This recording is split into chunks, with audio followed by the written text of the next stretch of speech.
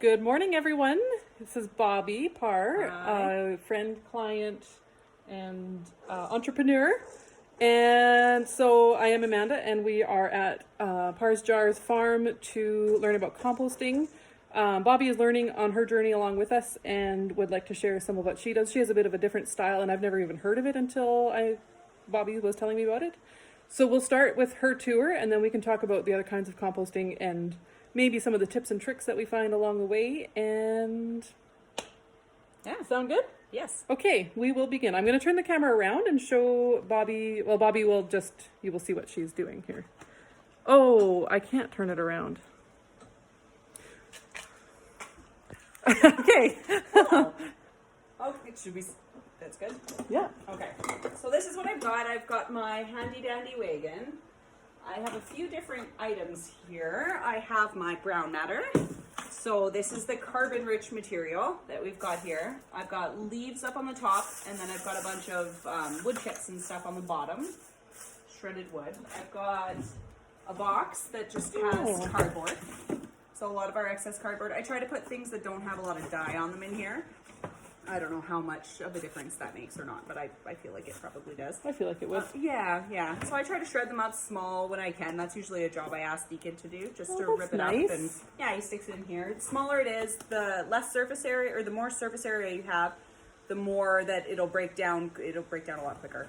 So you kind of want it as small as you can. Then I've got a bin, and this is where my green matter goes. So this is the kitchen scraps. Got a lot of eggshells in there. Anything else you want to keep? Coffee ground and eggshells, best things. Try to keep citrus out. You don't want citrus in there. No meats. You don't want anything greasy or really fatty going in. No dairy. And then these are just to show you kind of what I do. The customers will give me their compostable materials in a jar. So when I get back, I'll stick them in here. Usually I'll try to stick them right in the bin. Keep it in the garage because we want to be bear safe. I dump them right from here into the bin,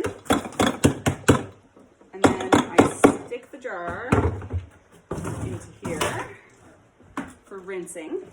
And then after I do a good amount of jars, usually 12 jars or so, then I layer it with my carbon. So the ratio that you want is you want 30 parts carbon to 1 part nitrogen. So nitrogen is the green and carbon is the brown. The best carbon source that most people would probably find are leaves. So leaves, I think, are 60 to 70 to 1 carbon ratio. So if you do the math completely, what it ends up being is 1 to 1. So if you only use leaves as your brown matter, you're looking at vegetable scraps to leaves 1 to 1, which is sort of an easy way to remember it. So in the fall, you can go through, if you shred them all with your lawnmower, and then keep them in buckets. That's a really easy way to do it because, again, you want that small surface matter.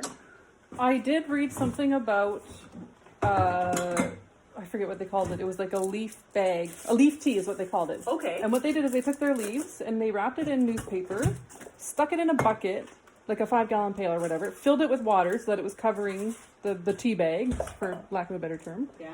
And let it sit for 3 days, and then they took the leaf matter out and they unrolled it, but they put everything, the newspaper included, into the compost, and then they used all of the water and watered their garden with it.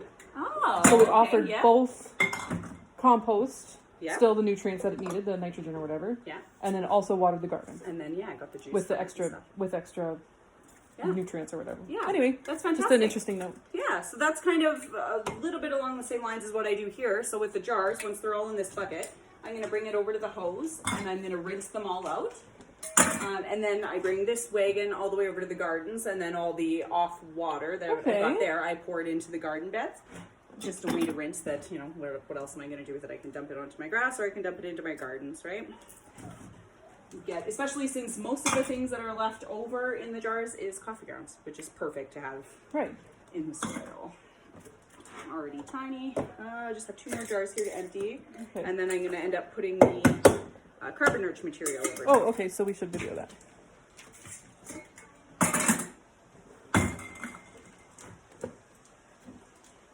Usually these are all onions. Usually I keep these and I'll use them for broth, but unfortunately they got left out. So I didn't, if I don't refrigerate them, then I'm not going to use them. Yeah. Safety wise. So it's kind of sad to me to put all of these nice rich onion ends in here. Yeah. But it is what it is. Sometimes you don't always get to it in time. Right. Yep. And that's okay. Yeah. So what you can, when you can. Okay, off jar. I'll do the rinsing. I already told you what I do here, so I'll rinse it and I dump that in the garden, so I won't show you that today. So I'll take leaves. I put about 12 jars worth, which is about a liter a jar. They weren't full, so you know, you don't need to be perfect with it in any way, shape, or form, but you just want to make sure that you're seeing. It's probably because I had some compost already in there. Stick a little extra. Now this mulch here, it's pretty big. Like you can see, some of these chunks are pretty large, but they are soft and quite dead. So hopefully they'll break down relatively quickly. We're not also so worried about it because we don't need to get it done quickly. We've got tons of space out here, so if it doesn't break down fast, if it takes 6 months as opposed to 6 weeks, it's not going to kill us.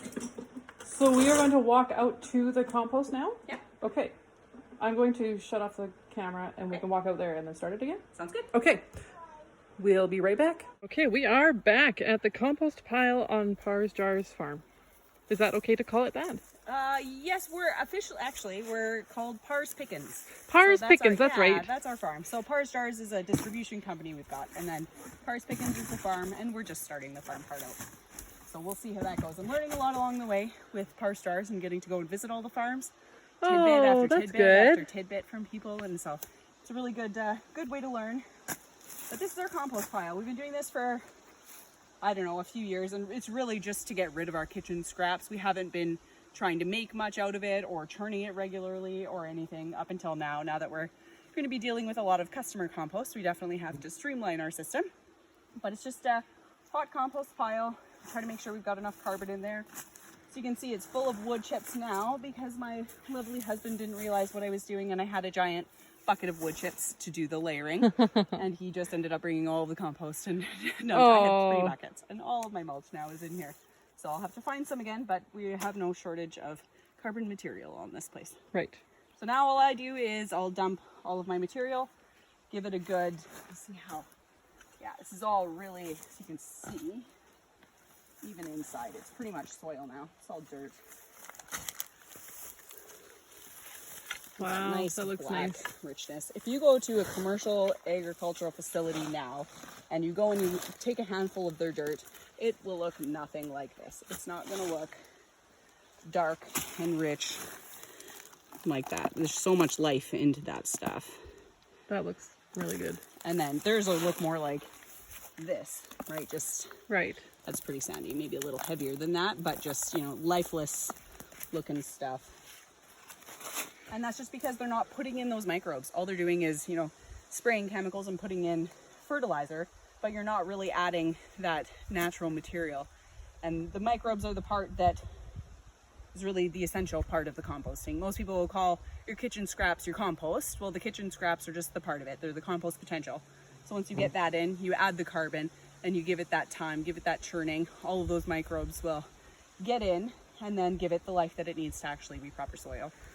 So for this type of composting, because it's basically a heap on the ground, Yeah. right? Yeah. How often would you turn it, do you think? About once a week. For a hot compost pile, you want to turn it about once a week. The bigger the surface area, the more often you'd want to turn it. So if I had this stuff all shredded up and it was nice and small and finely ground, wouldn't have to turn it as often. But if I did turn it as, like, you know, every day, for instance, it'll probably only take me 12 days to end up making it into soil because it's all so, you know, decomposed or so small already. Right. With so much Incredible. surface area. Yeah. I do have a friend who she's just starting her gardening this year, and she's got, you know, a smaller yard and everything is in pots. She's not doing like a ground garden or anything, but she started composting, and she said that she blends her compost to break it down really, really fine. And within a matter, of a week or two, she has got dirt. Yeah. It's incredible. Amazing. It's incredible how quickly it can happen if you treat it. You give it the right, Well, you know, right? yeah, you give it the right things, then you're going to get that back, like get that return. Yeah. So some other ways that people compost, you can do worms. So a lot of people use red wiggler worms or red wriggler. That's what they're called. And those will eat a pound of kitchen scraps. 1 pound of red wiggler worms will eat 1 pound of kitchen scraps per day. So that is a way that if you live in a city or you don't have a yard, you don't love the idea of, you know, going out and having a compost pile or a compost pit, you can easily just get sort of a big bin like we've got there and just you have to bed them. So you have a nice layer of your shredded paper or something like that. And then you just start putting the kitchen scraps on top. Then those kitchen scraps will go down and they'll eat them all the way through. And then eventually it'll turn into a lot of worm castings. So essentially just worm poop, I guess. And then there will be too much poop in there for what it is. And that's when you have to clean it out. So that's a little bit of a process, but I think it's relatively easy once you get down to it. Worms hate light. So essentially all you do is you just put light in there, you know, take off the lid and watch the worms drive down. And then you kind of clean it out piece by piece. So then you'd go to the one side and you get some light in there, you know, dig it through. And then once you have light in that area, the worms are going to go over this way. Then you clean that area and you can kind of just make a process that way. Oh yeah. Yeah. Yeah. But. And then there's also like container composting, right? Yeah. I don't know what the term is, but that's what I have at home. I've just started it and I can see that I need to put more brown matter into carbon rich material. Carbon rich so material. Use leaves, and it's 1-to-1. That's the simplest way to do it if you have a lot of access to leaves. Right. And you don't have to worry so much. Otherwise it's about 2-to-1, 3-to-1 if you're looking at you know, things like cardboard and that type of stuff. What about grass clippings? Like Kyle mows the perfect. lawn and then we have lots of grass left over in the yard. Yeah, so that's less carbon than leaves. I think it's like a 1-to-30 or 1-to-40 as opposed to 1-to-70 for leaves. Okay, so maybe twice as much grass. Yeah, exactly. So you and that's what it is for almost everything else but leaves. You're looking at about 2-to-1. Okay. Well, that's handy. Yeah. So I'll shove that compost on here, but you can do there's something called the 3-bin system that I've seen a couple places being used. And that's really good for the average household, I think, where you have sort of one big bin full of your brown material, one big bin that you use your kitchen scraps, and then one big bin that you mix it. And so you layer it from one to the other, and then that's the one, like as it's decomposing in that one, then you get another one and you kind of just rotate through your bins. Okay. I don't know too much about that, but you can Google it, the 3-bin system, and you might come up with some stuff. So here, probably didn't even need to put any carbon in there. Thank you, Dave. Yeah. So I think, I'll be skipping the mulch and stuff for the next little while, just because of that. I see there's tons in here already. Yeah, we just do that. I usually end up sticking some cardboard or something right on top.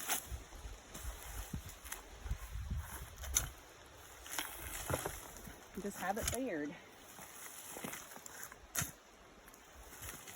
We cover it up with a tarp. So it doesn't, if you do that, then it's more of an anaerobic pile. So that's how you get the heat. Because you cover it up so all of the off gas, it's not able to escape, so it gets drived back down and in. A lot of the time you want that to be able to escape, right? But this is a way that you could make energy. You create that heat and it'll decompose faster. But it'll also, you'll lose a lot more of it, I think, is the concept. But we've always covered it and find that it decomposes a lot better. But we're learning as we go what would be best for us. And I just like the idea of having it covered, just the smell, right? And it's not off-gassing that smell. Yep. Attract bears. Good old bear. Yeah. But ideally, what I want is a big, like 1,000-gallon drum or something like that. And something that I can turn, have a tractor, and I don't have to do this manually, turning it all the time. And especially if we're dealing with a lot of customer compost. Have a giant drum. And then I'm really excited about maybe one day figuring out how to get the energy from that hot composting drum and use it to heat a greenhouse. So that's sort of a goal of ours, but we're just in the, idea stage of that. But that's exciting development. All right, so she's going to cover it up and that'll That'll be that. That'll be that.